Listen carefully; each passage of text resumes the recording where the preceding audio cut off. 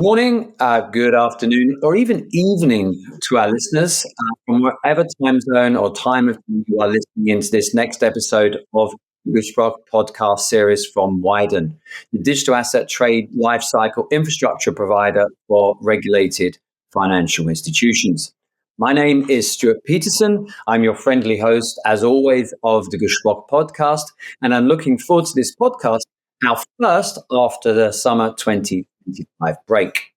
Now, we all know that Switzerland is well renowned when it comes to both banking and finance, but the bedrock of its reputation doesn't just lie with Switzerland's private banks or with the behemoth that is UBS. It importantly also comes down to the 24 publicly owned Cantonal banks who play a very unique role in maintaining the stability and the resilience of the Swiss financial system in a country that is highly decentralized and where these cantonal banks account for about 30% of the Swiss banking sector. Zürcher Kantonalbank, or ZKB as it's affectionately known, is one of the cantonal banks and is the largest of the cantonal banks by far. It is also the only one to have achieved a AAA rating and is the third largest Swiss bank overall, giving significant weight to its decision to launch its digital asset strategy and its product innovation. Today's guest is here to talk to us about ZKB's decision to venture actually into digital assets and how the bank's position has shaped its offerings and strategic direction.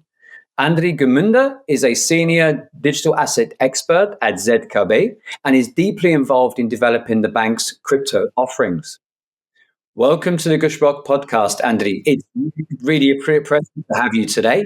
Please let's kick off by you telling us and the audience a little bit about yourself and what you do at ZKB. Thank you, Stuart. It's my pleasure to be here, and thank you also for the kind introduction. I would add that ZKB is the largest cantonal bank, yes, but we are also the second largest universal bank in Switzerland, and we are an important service and product provider for many smaller and medium-sized banks in Switzerland. And I'm sure later we'll touch on why this is relevant for our digital asset strategy. About myself, I'm responsible for ZKB's digital asset custody solution, as well as other strategic digital asset initiatives. So you could say I have my fair share of experiences around integrating digital assets into TradFi, and I'm looking forward to discussing them with you. So thank you for that. Let's commence by looking at the bigger picture for an instance. What would you think was the pivotal moment or driver that led to ZKB entering into the digital asset space? Was this primarily driven by existing customer demand, or were you or the bank anticipating where the market was actually going to head? Actually, it was a combination of both. And I would say the main drivers, there were three of them, and there still are. So the first one is the demand of retail clients. As other Swiss banks, we've seen significant outflows of hundreds of millions to crypto exchanges or other Swiss banks providing crypto services. So we actually have the number to back up that our clients want crypto services. Then on top of that, a second factor was the demand of other banks in the B2B segment. As I said, in the traditional world, we have a very strong position servicing smaller and medium-sized banks with services in custody, trading, and so on. From a strategic point of view, it's very important for ZKB to keep this position in the, let's call it the new world, right? So we have demand of retail clients, also demand of other banks.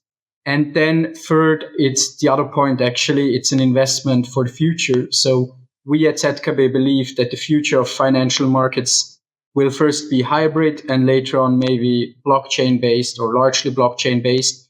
And we think it's important to get to know the technology and get hands-on exposure to how things actually work and not just talk about them. So it's actually a combination of these three main drivers. That's great insight, Andri. And maybe I could just ask a question on the institutional side, the banking side. Were most of your existing banking customers wanting to go into crypto or providing some insights of demand from their customers, or was it just a few sort of leading or more risk-taking of your banking customer set? Well, so the main driver was our pilot client, which is Zürcher Kantonalbank. They have been live since a year now. Actually, it's exactly 1 year since today that we launched. And they have been very committed from the beginning, and they were pushing it. They said, we want to offer crypto services, but we have a very established relationship with you, ZKB. We trust you, and we would actually like to get that service from you. So we actually co-developed the product with them as our pilot client. And I think apart from that, we see a lot of movement. We see a lot of interest still today. But as you can imagine, and as I'm sure you know from your position as well, institutions and banks don't move within months. It's usually more years. There are some things in the pipeline that I can't talk too much about. But we see a lot of interest. Few banks more concrete, a few are still a bit more defensive on that front. Perfect. But now I'm sure our audience wants to know, rather than the customer demand, how do you actually do it? So let's turn towards the technical side of the whole project. And when it came to some of the technical infrastructure elements, what was your approach to custody, given the fact that custody is extremely important and critical, not just for the safekeeping of customer assets, but also from a reputational perspective? For any bank, so getting this right is an absolute must. Did you decide to build your own self-custody capabilities, because some banks we know in the marketplace have done so, or you've gone to partner with external providers? Well, I think that's a very important question every bank has to ask itself. We as ZKB, we opted for self-custody capabilities, leveraging a technology provider. Why did we do that? We think that custody is the heart of digital assets, right? It's more than a commodity. It's, as you said, it's also a lot about security. And we think we need to be able to move assets on a blockchain from a business capability perspective. So that's why we say build a safe and scalable custody solution, and then you can scale from there in any direction. Is it products or clients or other additional services? So that's why we opted for self-custody. Maybe another point is as well, since we serve a B2B segment as well, if we would just outsource custody to another provider, then the question would rise, why would we even do it through ZKB for another partner bank? So it's important to keep the value chain short to be competitive there as well. Now, I don't think it makes sense to actually build a self-custody solution from the ground up. There are many great solutions out there in the market where you get the technology from an established provider, and then the question is, how do you integrate it? How do you actually manage the operational risks and the cyber risks that come with it? So also maybe to point on that, we try to focus on where we create value for our clients.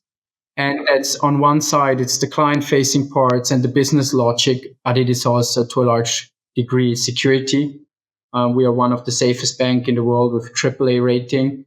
And therefore, that's what we stand for. That's our DNA. And we wanted to do that in the new world as well. So that's why we said we have to take matters into our own hands. That's a great answer. And one thing that I've always thought about in digital assets is that if any of us have come from the traditional asset markets, custody is never held with one custodian. From a fiduciary risk perspective, assets are diversified, even if ZKB or State Street or BNY Mellon or Northern Trust or BNP Paribas, etc., are AAA rated banks, and they're not going to go under, but you still have risk diversification. Do you see that that's going to start to come into the digital asset industry? And if you do so, how would you deal with that at ZKB?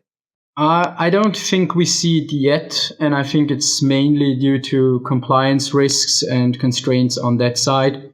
In the traditional world, we have well-established rails and processes on how we can move assets in between custodians. And I think in the digital asset world, there's still not a standard on how you can do it. That's also why a lot of providers, even ourselves, struggle with transfer services, which that would basically be. I personally definitely think that is what we will see in the future. But I think for right now, it's not the case. As you can also see, if we talk about IBIT, the biggest BlackRock ETF, Bitcoin ETF, it's all custodied with Coinbase, right? So I think it will happen, but I don't see it happening yet. Thank you. I was interested to ask you that because I think it's going to happen, but I can't put a date on it when it's going to happen. Let's just maybe move from solely on the custody infrastructure side, but look at more of the bigger picture from a technical infrastructure perspective, and look at how you decided on which parts of the actual digital asset technology stack that you would build internally as opposed to sourcing through technology partnerships or suppliers. I completely see where you've come from with regards to, to custody, and that's completely self-explanatory. But custody is just one part of the overall technology stack. Well, yeah. As I said, we try to focus on where we can actually provide additional value to our clients. So that's why we built the custody solution ourselves. That's why we own the whole customer experience. We actually integrated everything into existing platforms and processes. So it's integrated in your mobile banking or e-banking.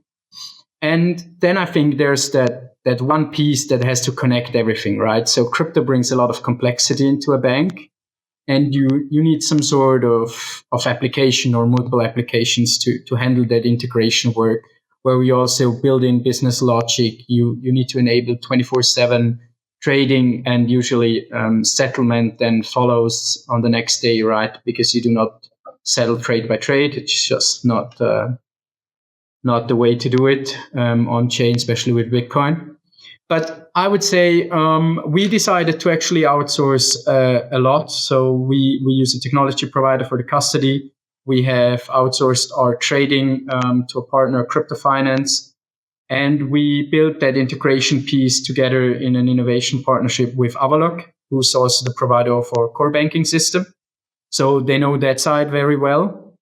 And I would say the idea behind it is if you can partner with other established companies, what you gain is you gain speed, which is very important, since I think a lot of banks are already on the market. And if you want to go to the market now, you actually have to do it sooner than later. Otherwise, it'll be too late and lose market share. And the second one, of course, is you gain their knowledge, right?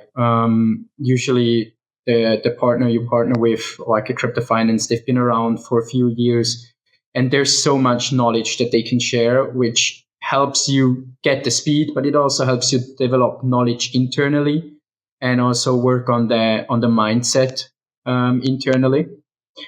But if I would have to say, I don't know, differentiated, I think it makes sense to outsource everything that you can get some sort of out of the box. For example, there's a lot of trading standards, right? At the end, it's your fixed connection and it's well defined how it works. So that's very easy to outsource. It's also very easy to buy a custody technology, because at the end, the blockchain and the cryptography dictates how it works, right? So that's very easy to get then. I think for the integration part, depending on how large your bank is, it makes sense to develop it on your end, because at the end it's a lot customized, integrated into your system, and that's very hard if you actually buy that from a partner, and it also creates dependencies. I couldn't disagree with you on those parts. So what you were saying is that really, if you were starting out today, you could procure services and products from partners and third-party providers to effectively, go to market in a rapid timescale. But the integration between all these different systems and the interoperability would still sit with you at the bank. Yes. Exactly. I think that's very well put. So that means you are in control. You decide who's your partner, and you can change it out. You do not get that vendor lock-in as you would get otherwise if you fully outsource it, or buy basically the puzzle piece that keeps it all together. Mm-hmm. Yeah, absolutely. And we're definitely seeing these different business models in the market evolve, grow, contract. And I think we know as a nascent, from startup to even moving into scale up and maturing of digital assets, we're going to see a lot of new business models and companies come into the market who can offer different levels of products and services depends on where someone is or a bank is on its evolutionary scale and growth into digital assets. So I think that's a perfect segue into maybe looking a bit more of the macro picture for a second. And as the largest cantonal bank, you had deep roots in Switzerland and in Zurich. You have a public mandate because you're publicly owned. But how does this unique position for ZKB, how did that affect or shape your digital asset strategy? It shapes it in many ways, but not just because of the public ownership. I think what the public ownership results in is in ZKB's DNA, which roots in a security-first approach, and risk management is also deeply rooted in our DNA. Not just because we are publicly owned and one of the safest banks. I think it all plays a little bit together. I would say that results then in our approach. So we are not an innovative leader. We are not the spearhead of the industry. We are more like a smart follower focused on regulatory compliance and security. And we pay extra attention to these topics. And that means you go the extra mile to ensure the best possible risk management. And that means you're moving slower and maybe it's more complicated and it costs more than other solutions. But at the end, this is who we are, this is what we stand for, and this is what our clients and our owner expects us. So it shapes our digital asset strategy on the very core, I would say. And please, let me add here another important detail. A lot of people tend to forget that the biggest risk is to take no risk at all, right? That means you get left behind. So that also plays into our risk management approach. That's why we are in crypto, exploring the technology and providing the service that we do. I like your comments about, smart follower. We talk a lot in the market about first mover advantage or second mover advantage. And I definitely think there's been a lot of risk takers in the marketplace who have gone to market, in different jurisdictions very, very early, and they would have that first move advantage. But then, that smart follower, you can look at some of the mistakes that were made by others, and you evolving or maturing business models to actually choose from, whereas the early adopters probably didn't have that. That being said, you still need to convince your stakeholders and your board that this potentially risky asset class, and the word Bitcoin, and doesn't always get the most positive results. And we know some banks who we would have thought that would have been world leaders in this, senior management didn't want to go for it, and other tier one banks who we'd never have thought are currently just about to be live with huge, retail customer projects as well. So there's not a one size fits all model. And did you manage to overcome any sort of like negativity or inertia with that senior management or the board to actually get ZKB to, be a smart follower, as you put it? Well, to be honest, that's an ongoing process, right? We are a very traditional bank, and unfortunately, crypto is still often viewed as negative. Just speculation, just money laundering. And so that's why we try to invest a lot into education for them to see what crypto really is. It's the financial rails of tomorrow, if you ask me, right? And I think that core belief that the future will be blockchain based, I think we were able to establish that within the bank, right? And then, of course, the discussions are still ongoing. Well, what is now crypto? What is digital assets? But I think that's also fair, to be honest, because crypto is not crypto, right? You cannot compare Bitcoin with meme coins and so on. And you will never get a meme coin, or most likely you will never be able to trade meme coins with your Cantonal bank, ZKB, or at least not in the foreseeable future, because that's not who we are and that's not how we want to serve the customer and usually what the customer wants from us. And that's one side, and it's a very large part of it. And I think the second part that really helped us with our stakeholders is the movements on a global scale, especially now in America. Last year, starting with the Bitcoin ETFs and the inflows they had, their success.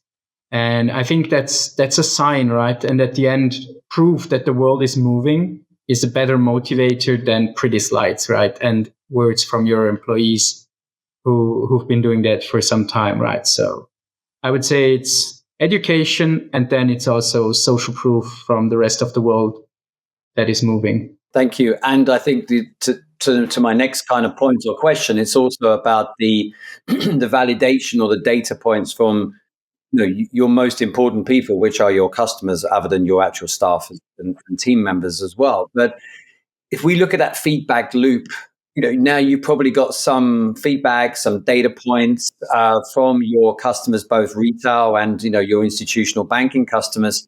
And how's your your go-to-market product offerings? How have they been received so far by your customer base? So in general, the experience has been overwhelmingly positive. We have done very little marketing so far, but the feedback has been strong, not just on the launch date, but still up to now. We see a lot of interest from both our retail and institutional clients. We see it through all the age groups. I would say we've taken a quiet approach to launching our crypto offering. So that's maybe what differentiates us from other players in Switzerland. But it has been very well received by all client segments, and mainly just positive, which was very surprising. We actually expected more pushback from maybe older client segments or so on, and that almost didn't happen. So that was very interesting and positive for us to see. Yes, and I think that's some of the anecdotal feedback we've had from other customers that we deal with, that they have been quite surprised at the take up from, would you say, older, maybe less digital native customers. But they all probably understand the value of an asset, and how that's been evolving over time as well. So, thank you for your insights there, and I think they're very much in line with how we're seeing the feedback from other banks within different markets, particularly within the European Union and other jurisdictions like that.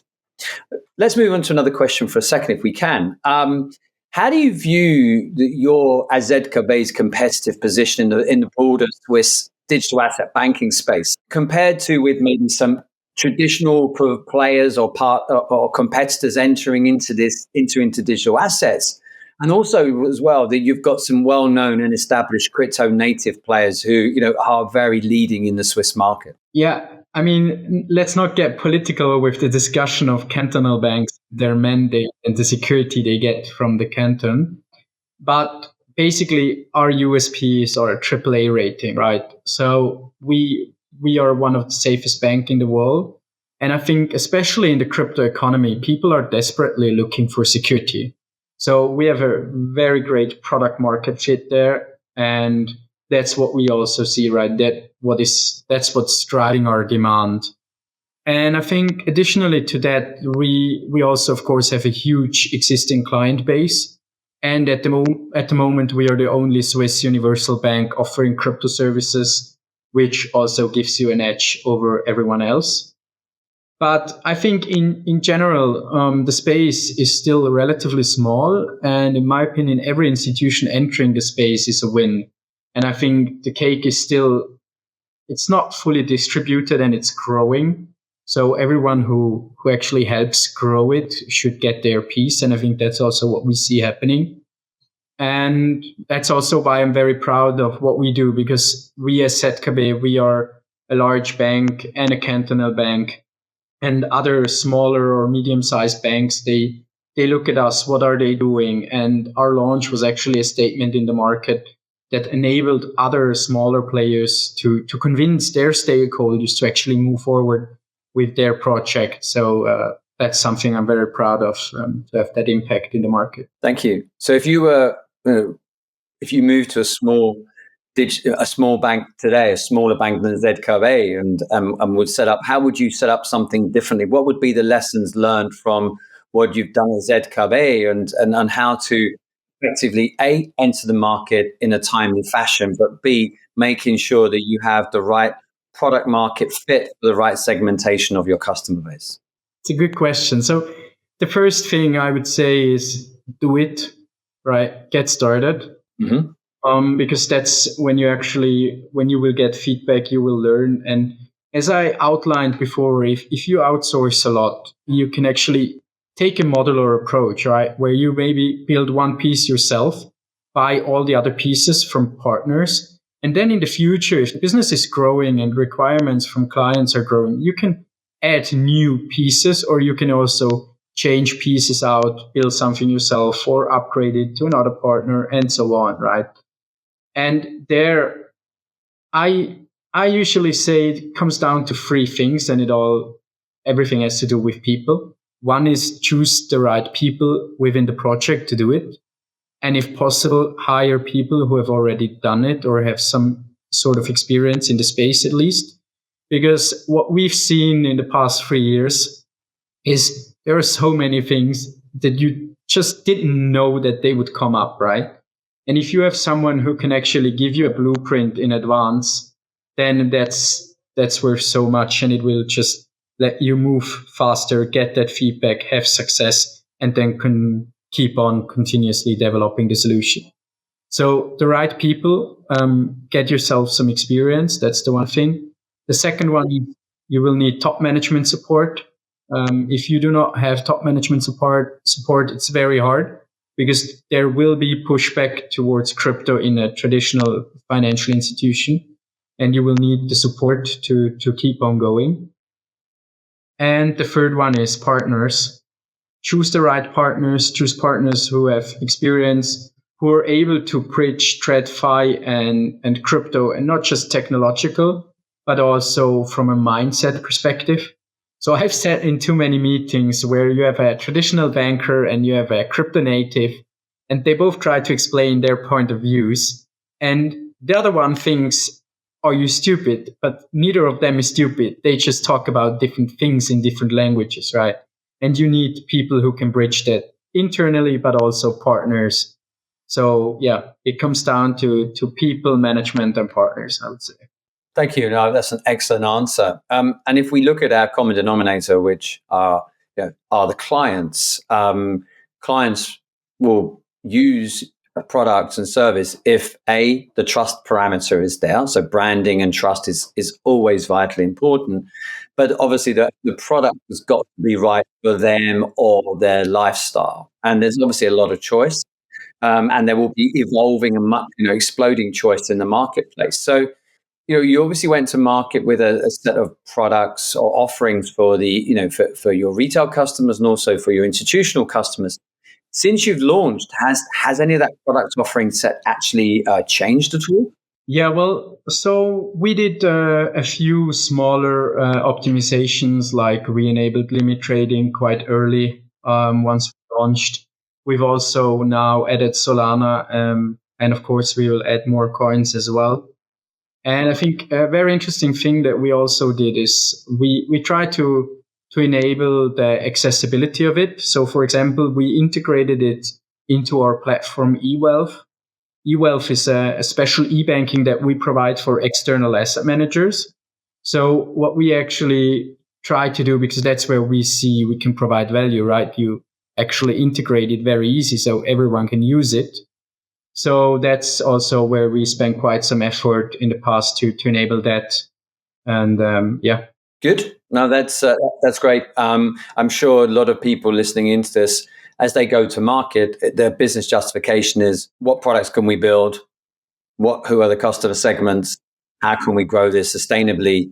Achieve client engagement and customer success, and obviously customer retention as well. So that kind of brings us to a last couple of points. I'm not going to really touch too much on the R word regulation, but being financial institutions, we're always bound by the framework of regulation. In Switzerland, I've always found reasonably unique in its progressive stance to most things, and particularly towards digital assets, particularly with the DLT and Blockchain Act of 2021, compared with other jurisdictions. How do you see this Swiss approach comparing, for example, like to the EU with MiCA, or what's coming out of the US? What are some of your learnings and findings, and how Switzerland is positioned? Well, I mean, as you said it, Switzerland has taken a progressive stance quite early. And we also follow a technological neutral approach within our lawmaking, right? And that is very favorable, in my opinion. I think we've seen in the past 8 years on how that actually can shape an industry within a country. And it has enabled a lot of growth in Switzerland. But also, maybe let me just say here, unfortunately, I don't think that's the case anymore. I think our political landscape has shifted a bit. And also from a regulatory perspective, we're not as progressive at the moment as we used to be. And I think you can now, if you look at the US, right? So the US said for a long time, no, we don't do anything, we don't do anything, we don't do anything. And suddenly it changed. And now America plays offense, right? And America goes all in. That's what they usually do. And you can see that now with digital assets.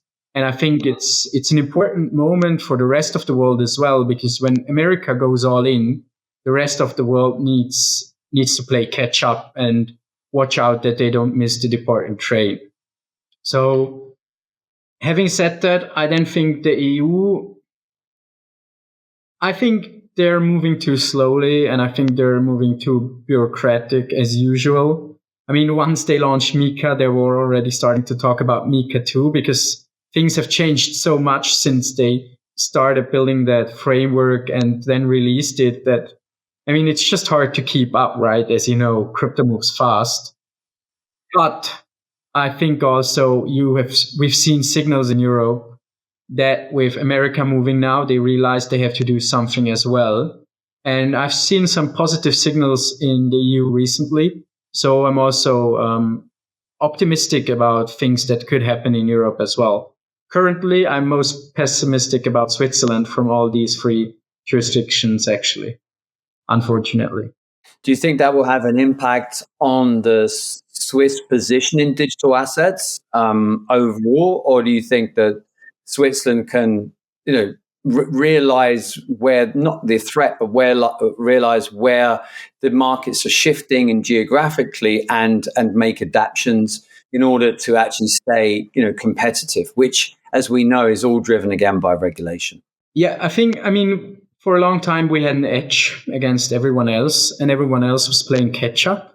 And I think we still think that this is the case, but I would argue it's not anymore. And it's going to change in the next months and 1 or 2 years. And I think one thing is Switzerland is slowly losing its position as a leader in digital assets. And you see banks being more cautious, but you also see crypto native players moving away from Switzerland or deciding for another jurisdiction instead of Switzerland to start with. And I think that's a danger to the Swiss ecosystem. But I think it goes further. If we look at Switzerland as a finance hub, we are mainly a wealth management hub, right? And in my opinion, crypto assets will be part of the wealth management in 5 or 10 years, and it will be very basic.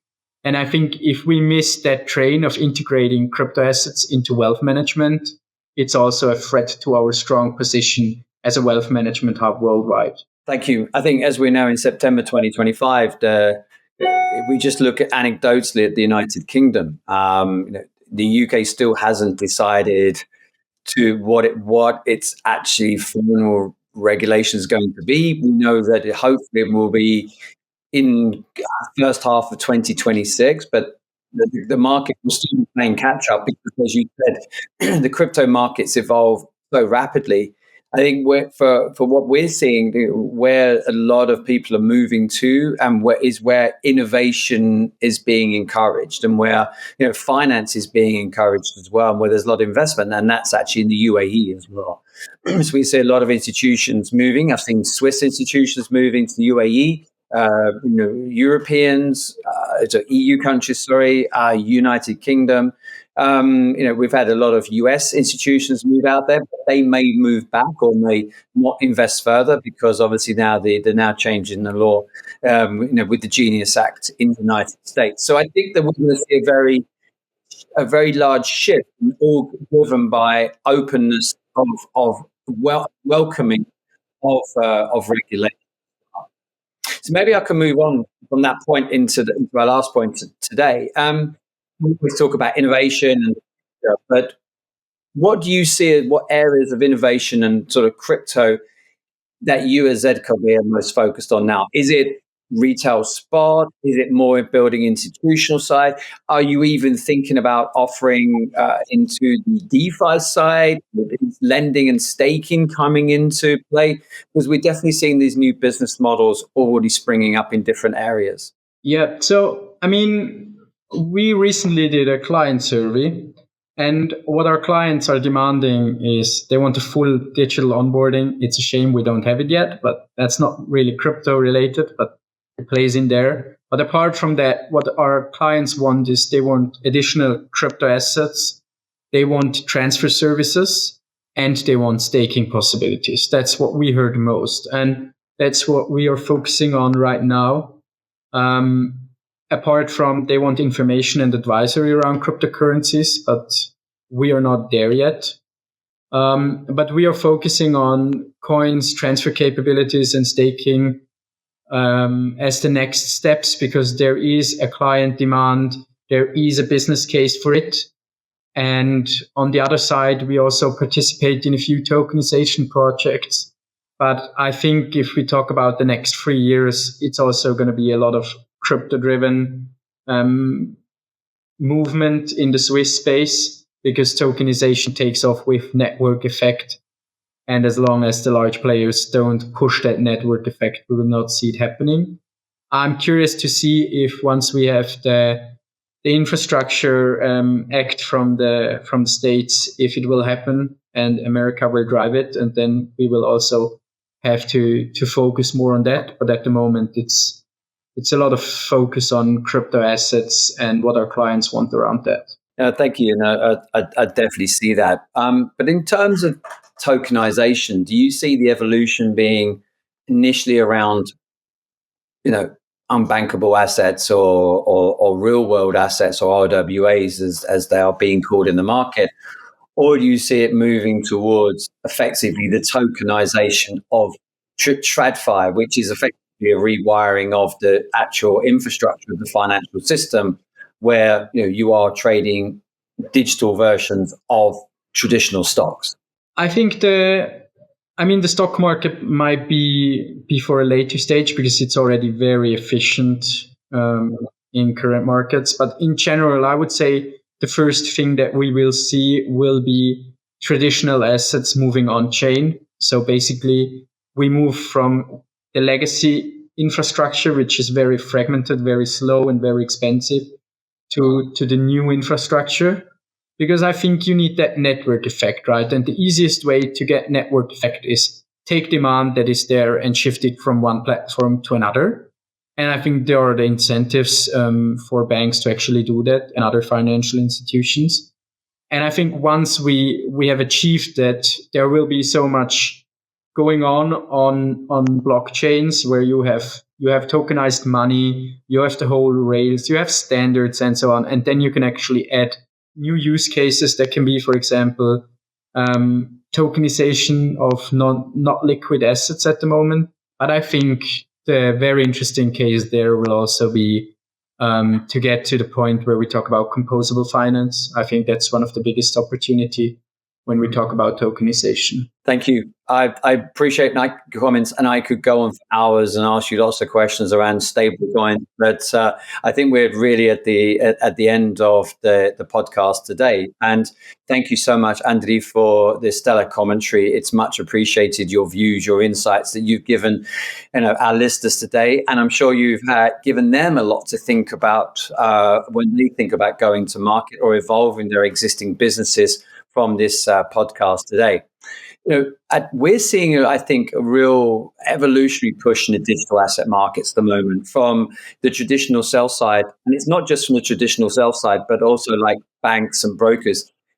And again, this is not just coming from traditional players who want to enter in a greenfield manner into the digital asset space, but also from players who have already been established for a few years in digital assets, but where now they want to implement more robust enterprise infrastructure across custody, data, collateral, compliance, as well as trading and customer experience, effectively to support their scale-up growth that they are seeing today.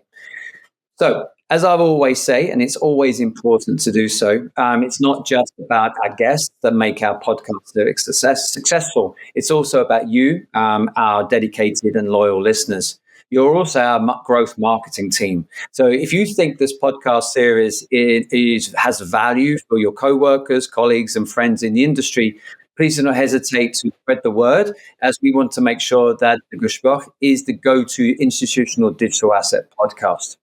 We have a lot of really exciting podcasts coming up and planned for over the next few months ahead. And if you're joining us now as a new joiner, we have a great amount of content from previous podcasts that are still very, very relevant in the market today. Thank you once again, Andri, and our listeners for your support. And I look forward to hosting you all on the next one. Thank you. Thank you very much, Stu. It was fun to be here, and see you soon.